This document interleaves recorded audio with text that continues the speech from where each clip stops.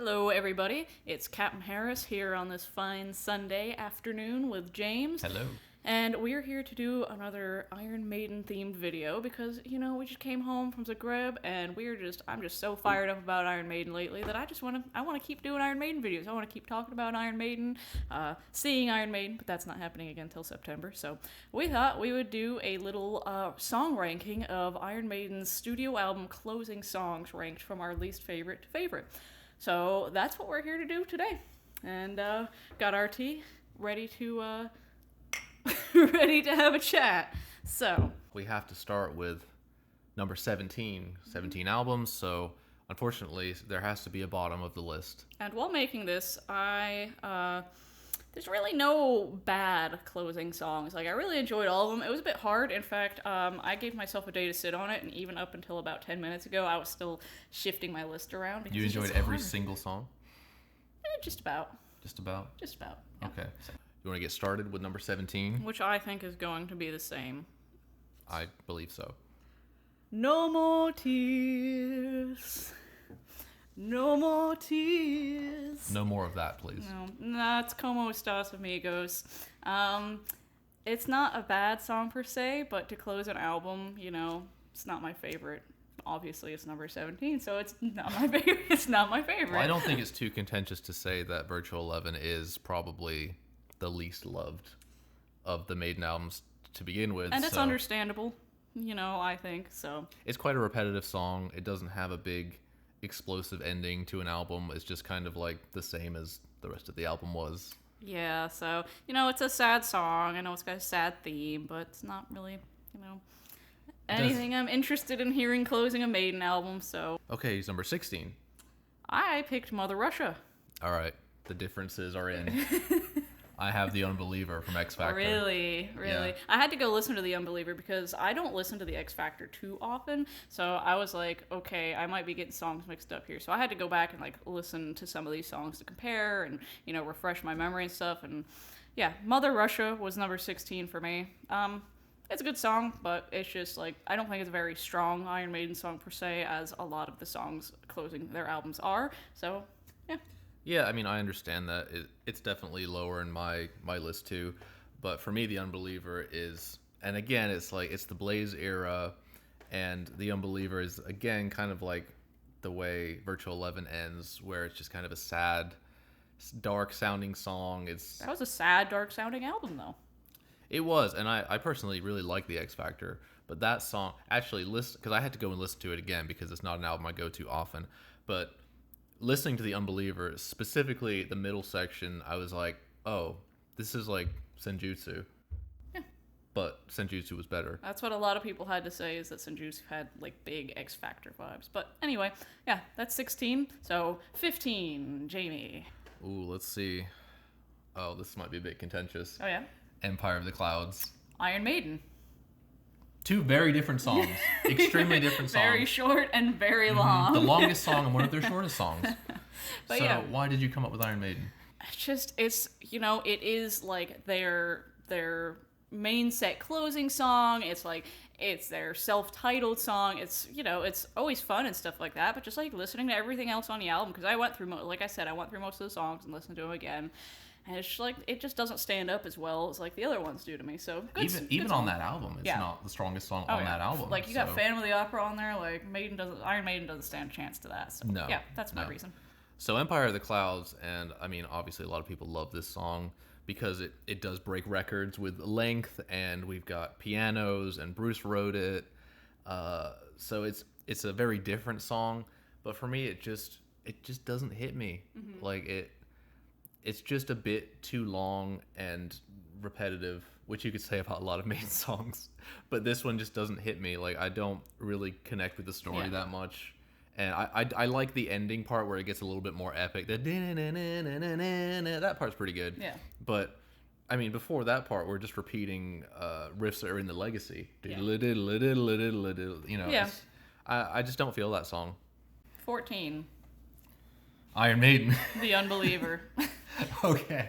So yeah, I had to place Iron Maiden a little higher than I guess Steph did, just because it's been a staple for their entire career. I'm not sure they've ever played a show without playing that song. And it's gotten to the point where it doesn't even feel like a song Yeah. anymore. It's just like the transition and what they use to bring Eddie out. It just feels like their trademark at every show. So obviously that song does not stand up to pretty much anything else they do, but it's just kind of their traditional song that they have to play. And I don't really want them to take it out anyway. So it is what it is. All right. The Unbeliever. Like I said, went back and listened to this one because I do not go to the X Factor very often.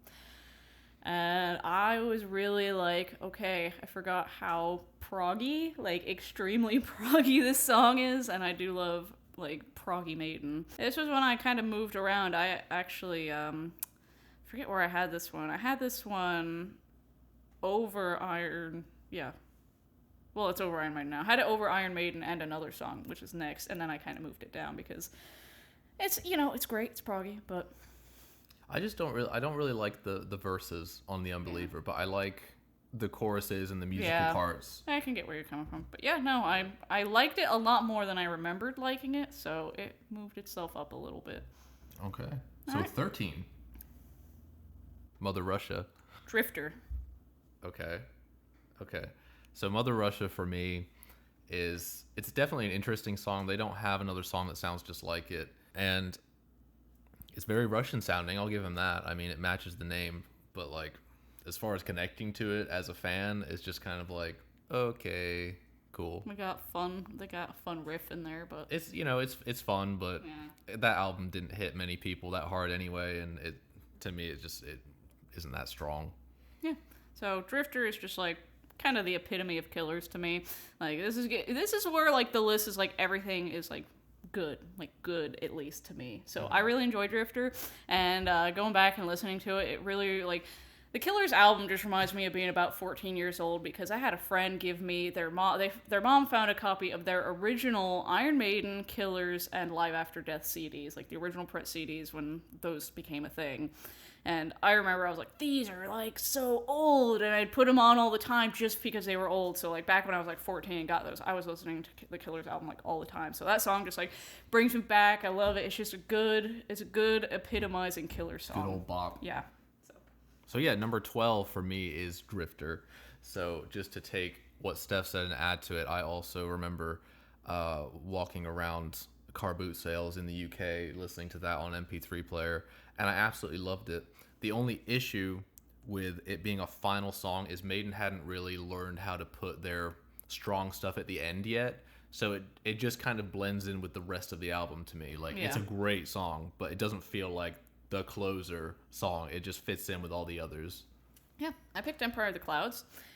I like that song a lot more than James does, obviously, but I used to listen to that song a lot when the album came out. I don't so much anymore just because it's so long, but I find it like very emotional. I kind of get like the same feeling that I do from Nightwish's Greatest Show on Earth. Like that song actually has like the sections on the album where it's like this is part 1 of the song, this is part 2 of the song, and it sort of feels that way for Empire of the Clouds, where like it is just one song, but it feels like, okay, this is this part of the play and we're now transitioning to the next part of the play. Like it's just telling a story about something that Bruce is like passionate and interested about, which is it is a clever song. It's a clever song, and they use like the Morse code part, which is cool. When I found out that's what that was, I'm like, that is really, really creative. Yeah, it's a great idea. I think I noticed that up through number 12, I think we've named all the exact same songs. So now, because all those songs we just named, I knew that they were going to go on the tail end of this list. So now it gets to the hard part where we love every single song, and it's so hard to pick what order to put them in. So getting to number 11, what's your 11? Fear the Dark. Journeyman. Oh, come on. Disappointed in you. Well, it's personal. It's not, So Journeyman for me, this was the first song I came to where I was like, every song from now on I love, and Journeyman is honestly quite a special song for me. And the Death on the Road live album is such a good version of that song, and I always imagined them, if they were to do a final tour, they were to do a normal encore, play Hallowed and all that big explosion, but then they come out again with the acoustics, and they played Journeyman for everyone as like the final goodbye. I think it'll be a really cool way for them to close out a career, but that was just a thought that I had. And I realize I'm just telling you why I love the song rather than why it's not as good as everything else, but that's just where I place it. I love this song, but it goes where it goes. I put Fear the Dark at 11 because it is a great song. Like, I really like it. I really like it live, but I just think it's a little bit overplayed, and so I find the other songs on the other albums a bit more enjoyable for me to actually go and listen to, because I literally never go to listen to Fear of the Dark. Like, I only hear that song anymore when it's live. Well, I feel like we all feel like it's just a live song. Yeah. Because I had to go and listen to Fear of the Yeah, Dark. I wanted to make sure I knew everything well on album, because it has been so long since I listened to Fear of the Dark, the album version, and it was like, oh, okay. It feels strange because... Yeah. Parts of it they play a lot faster on the album. Parts of the jumping part they play a lot slower on the album. Yeah. So it's definitely a different thing live. Yeah. So, yeah, that's why Fear of the Dark is my 11. So, 10? My number 10 is The Thin Line Between Love and Hate. Mine is Only the Good Die Young. And why is that? Because all the evil seem to live forever. Boom. You first. So Thin Line, when I was thinking of the order to put some of these songs, I assumed that I already had Thin Line placed in my head, and then I went to it was one of the last songs I had to go and re-listen to, and was like, oh, I was thinking about putting it lower, and I had to bring it up past Journeyman and everything, because even though I've never seen a live version of that song, it's just killer. It's an amazing way to end the album, and the end where you can hear Nico in the studio go, fucking missed it. You know, it's just like the best reunion bit you could imagine. Yeah. So, Only the Good Die Young went where it did. This one was like bouncing around the list for me. I didn't really know where to put it because I love Steve's bass solo in there. I love how they bring it back around to, the intro that they did at the very end with the acoustics and Seven Deadly Sins and everything like that. So, yeah, I've always loved that song. I think it's a great way to end Seventh Son. Sadly, the last Adrian 80s era song, so... Yeah. But yeah, I just thought it's just...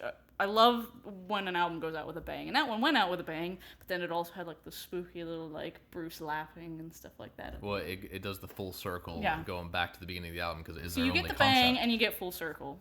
Great. Yeah, it is great. So number 9, I have The Legacy.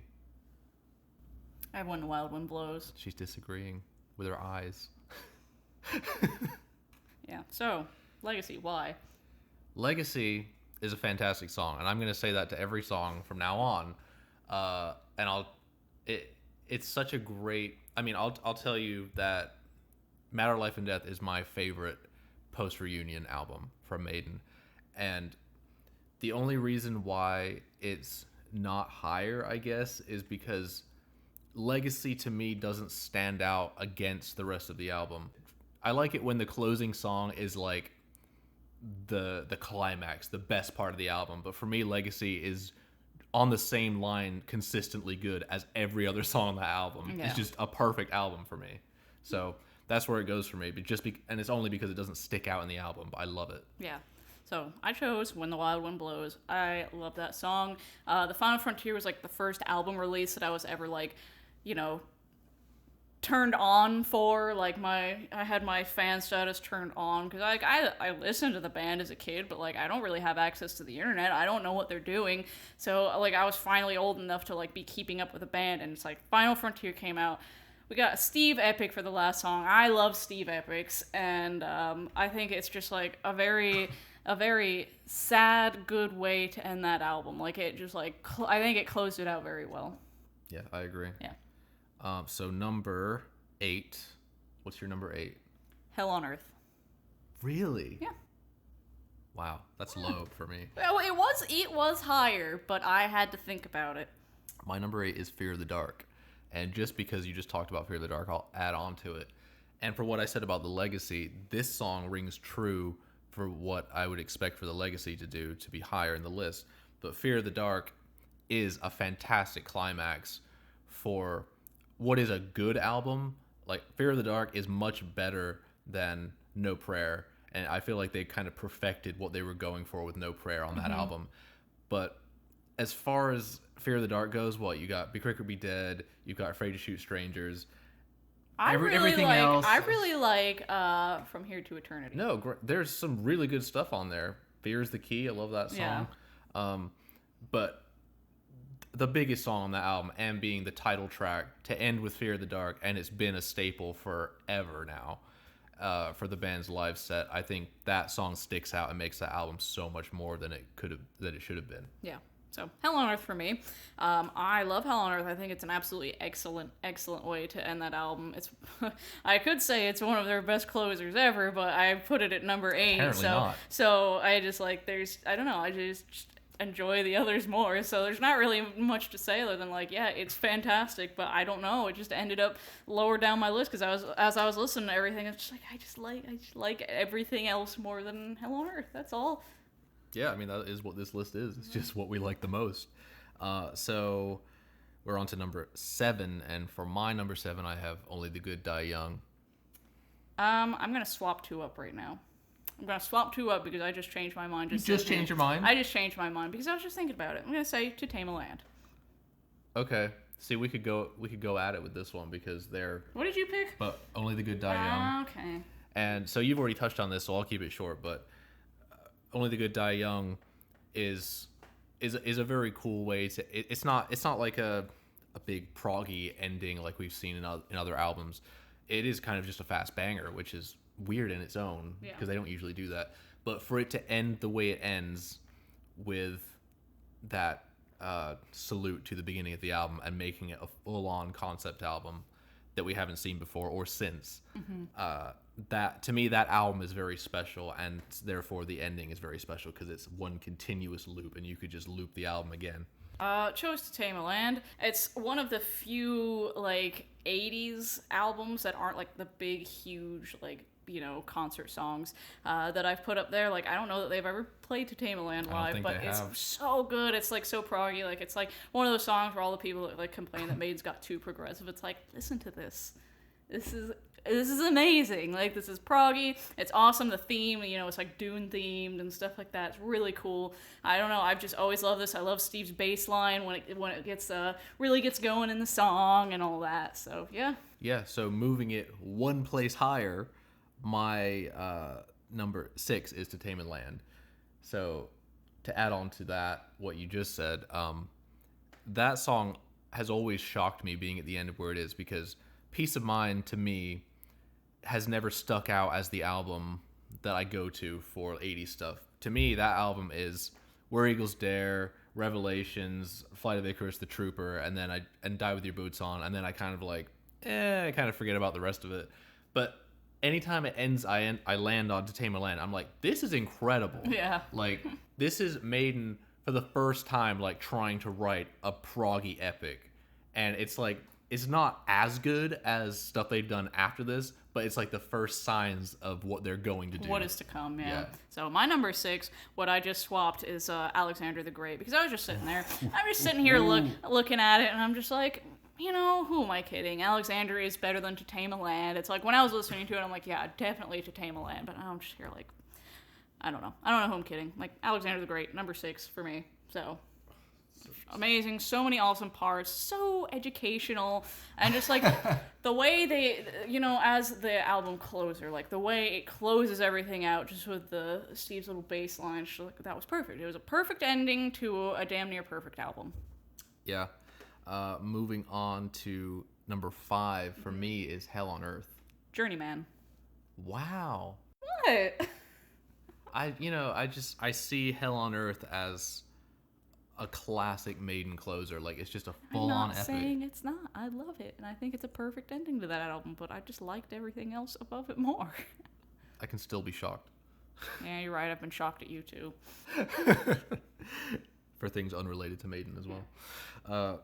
But for me, Hell on Earth is one of their... obviously, being at number 5 now, we're talking about the best of the best Maiden closing songs. And that song, for me, is the X Factor perfected. When I went to listen to the Unbeliever, I was like, this sounds like Senjutsu stuff, and it sounds like Hell on Earth specifically to me. I was like, it has that same vein, those same vibes. It invokes kind of the same feelings, but just done in a much more grown-up way. And to me, it's cool to see them come back basically 25 years later and try X Factor again, and it sounds like this, and I couldn't be happier to get that. So just so like like I acknowledge like Hell on Earth is better than To Tame a Land. Hell on Earth is better than some of these others that I have higher in my list. It's just for me what I like the best. So I absolutely acknowledge like Hell on Earth is one of like the best album closers musically they've ever written. But like for me, it's just I enjoy some of these other songs a bit more. No, of course it's all personal, and anybody watching is going to be shocked seeing some of the songs where they are, and that's fine. Yeah. But I honestly should put Hell on Earth above To Tame a Land. Like I should give Hell on Earth number 7 and To Tame a Land number 8, but it's too late now. Too late now. This is hard. It's hard when you like all of the songs. It's been so difficult. When you get to the final, to your favorite half, it's like, some of these you could interchange. Exactly. That's why I'm like so indecisive even now. Like I told you, I've sat here for a day with it, and I've been shifting stuff around, and even now I'm just like, I should give Hell on Earth, just I guess just swap Hell on Earth onto Tame a Land. Yeah, because it's like Tame a Land's awesome, but like musically Hell on Earth is better. So. Yeah, I think it's kind of a perfectly written song. Yeah. I don't have a whole lot to add on to what he said about Journeyman. It's one of those songs that always gives me goosebumps. Like, it's a beautiful song. I think it has a great message behind it. And like James said, like, I really hope that we get that live again one day. Okay, so now we'll move on to number 4. And for me, this is my favorite post-reunion closing song, and it's Where the Wild Wind Blows. The thin line between love and hate. Okay, so we're at least in the same 10 years. Yes. For me, Where the Wild Wind Blows, again, like Steph said, this was the first album that I got to get excited for and went out to go and buy when it was released and listen to it all the way through. And also seeing Iron Maiden for the first time, which was on the Final Frontier tour, I got to hear this song. So really, Where the Wild Wind Blows was my first experience of seeing Iron Maiden live play one of their epics. Mm-hmm. And that song is just very special to me, and it's personal, and I know that for Final Frontier is not their most popular album by far as fans go. But for me, that's a special album and a special time. And, I was the right age to kind of consume that at the time. So it takes me back, 12 years ago. Yeah. And makes me feel those feelings again. So I love that song. Yeah. So chose Thin Line because Brave New World was, like you said, it was like one of those albums that you got when you became a fan. Mm-hmm. Brave New World was the first Iron Maiden album that I bought and got to listen to all the way through. And I've always said if there was one album that I could forget and listen to for the first time again, it would be Brave New World. And The Thin Line Between Love and Hate is such an absolutely beautiful song. Just like Dave's playing and Bruce's high notes and everything. Dave is featured heavily on this song. Heavily, and he does an amazing job. It gives me goosebumps every time. Like, I love the chorus, like just everything. It's an amazing song. That's why it's number 4 on my list. And that's one of the cool things about being a younger fan. You can say that for both of our choices for number 4 is being a younger fan, you get to go back and see this tapestry of work that they've already done, and you can just kind of pick and choose. And Maiden is all of this. Yeah. It's not Maiden used to be this and now they're this and I don't like it. It's like we can consume all of it, and it's a part of our lives at the same time. So yeah, I love your choice there, and my choice is kind of in the same vein. So now we get to top 3. Okay. Top 3. Let's see how contentious this gets. What's your 3? The Legacy. Alexander the Great. A Matter of Life and Death, as he said, is to me like a perfect album, and I know you will find me stupid for this, but my 2 favorite songs on there are Lord of Light and The Legacy, and they're one after another, right?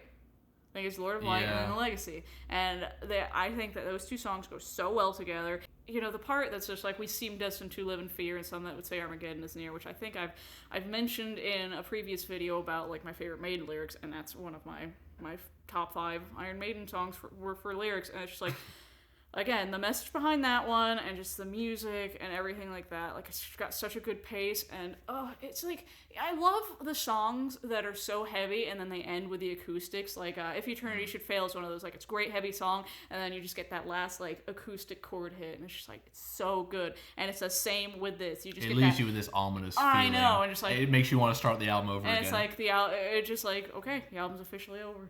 Yeah, that, and again, like I said, it's my favorite post-reunion album, so I get it, and I like that you mentioned Lord of Light leading into Legacy is kind of a special moment. It is. I think they go like amazingly well together. So such a strong album. Yeah.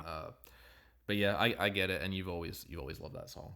So for me, Alexander's number 3, because as a guitar player, that song is so nuanced, and the things they put in there that you wouldn't necessarily notice unless you're a musician is really cool. Even just the things like, you know, they're doing their gallop and they end the tail with you know, and it's a very like wet sounding album, which some other albums I don't like how dry they are, but this one is full of synthesizers and everything. I think why I love this album so much and why I love the closing song so much is because it's 1986. It's in the thick of synthesizers and keyboards and everything in the music industry, and they went ahead and added synthesizers for the first time. No keyboards yet, but what grounds it in heavy metal is Nico's drum sound. Is just your classic heavy metal drum sound, because 86, most bands have moved on to adding electric drum sets and stuff like that make it all sound very, you know, modern and everything. But they added that modern touch, which brightens everything up on the guitars. But Nico just keeps it all grounded in metal with his drum sound. So again, it's a song where you learn a lot. It's not a story that I connect with, but musically it's so interesting where they placed everything. Yeah. That the solos are just blow me away. And to me, that's my favorite album for guitar solos. It's a guitar player's album. I'd agree there. So, moving on to number 2. I think Bruce can answer my number 2 for me. The Rime of the Ancient Mariner, if you dare. And James, what was your number 2? My number 2 was Hallowed Be Thy Name. All right. We've got our 1s and 2s mixed up. So, you first. Okay, so I picked Hallowed in this position, and I think Hallowed is you could probably say that Hallowed is their best song ever. There's an argument to be had there, and I love hearing it as the closing song on Flight 666. It's phenomenal, and I have nothing bad to say about it or why it should be ahead. Number 2, of course, we have nothing bad to say about it. Like I don't really have an argument of why it should be above or why it's not as good as Rime of the Ancient Mariner. It's just what you like better. Personal opinion, Hallowed is one of their most important songs they ever wrote, closing out their big hit of Number the Beast. And I probably heard that song 2,000 times, and I could listen to it again. It's a perfect way to end Number the Beast. It shows everything they can do. It shows their proggy side, but it also is a condensed version of what they eventually end up doing with what will be my number 1. So absolutely love Hallowed, and this could switch on a weekly basis for me. So Hallowed is there for now. So Rime of the Ancient Mariner, it's the main Steve epic that I will never skip a single part of. Like, there's songs like The Red and the Black where I will skip right into, because sometimes I just want to hear like the ending of Red and the Black, and the Parchment I'll often skip through like the intro and stuff like that. But Rime of the Ancient Mariner is through and through a song that I have to listen to the whole thing when I do. It's one of their best songs ever, not even just of this list, but like it's one of their best songs ever. It's probably Steve's best epic that he's ever done, and like it's just like, again, with the educational value of their songs and stuff, like it's just like it tells a story. I love that they tell stories in their songs and stuff. So it's and it's such a good way. Like Power Slave's just such a good album, and it's just like, what a great song to just like, look, there's no more. This was such a great album. Now that's it. Yeah. So obviously, moving into number 1, we already know what mine will be and what hers will be. So For me, number one is Rime the Ancient Mariner. We're going off Power Slave, which could be their most popular album. Mm-hmm. You know, there's probably a top 3 that people would have, and that would be in there at least. What a risky and awesome way to end an album, especially that album, because I mean, nobody was doing that in the mid 80s. So I feel like they were the first actual metal band to be like, we don't care what length song you want. You know, you've already got your hits from this album. Yeah. We're going to close the album with a 13.5-minute epic that tells the story of the Rime of the Ancient Mariner, which is just a poem that Steve must have read and was like, this is a great song opportunity, so I'm going to write this. And it's just, it's their most epic song, in my opinion, and it's perfect from the beginning to the end. The middle section is so classic. I mean, the World Slavery Tour is their most classic era. Yeah. I mean, I think that's hands down true. So whether I listen to it on the album, I love it. Whether I listen to it live from 1985 or live from 2008, they're all great. Yeah. And I've never heard any part of that song that I could skip. It's just perfect. So for me, that takes the cake. That was their best period in the 80s and the best song they ever did. Yeah. So Hallowed for me is just the epitome of Iron Maiden. It's probably the best Iron Maiden song. I don't think it would be my favorite, but just in terms of like if somebody asked me to name a song that just like epitomizes everything that Iron Maiden is, I would say Hallowed Be Thy Name. And it's just like, what an amazing way to close an album, a set, like whatever. Flight 666, great way to end that set list. And it's just like some of Bruce's best vocal work, some of like best Steve songwriting. Yeah, it's just, there was really no question to that. I knew that was going to be number one for me. So it was kind of just fighting it out underneath there. And that song is such a condensed, like how long is that song? Like 7-ish minutes? Yeah, something like that. And it's such a nice condensed song to where it hits you in the feels. It's epic where it needs to be epic, and it's a total banger where it needs to be a banger, but it's all condensed into this perfect song. So, yeah, I can't argue with anything there. Yeah, well, there you have it. So, that's our 17 studio albums, the closing songs, all ranked between 2 people. What's your favorite? Talk to us. Comment on the video. I'd like to see what you have to say too.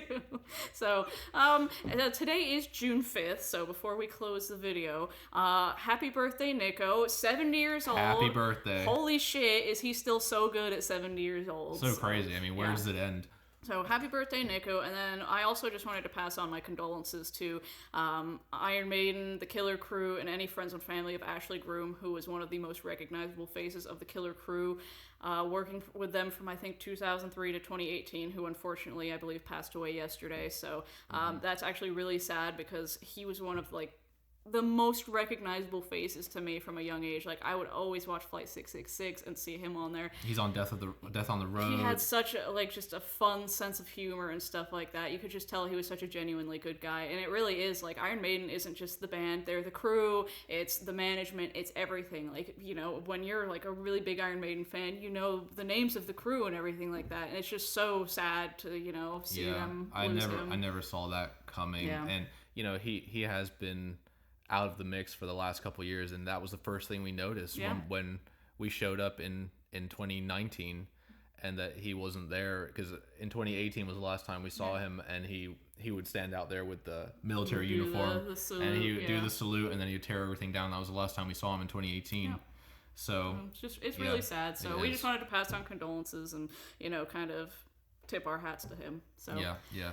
Well, we appreciate you guys for watching through our long videos of just yammering and blabbing, and hope you enjoyed. And like I said, comment down below, let us know your thoughts on how bad or good our lists are, and I guess we will see you next time. See ya.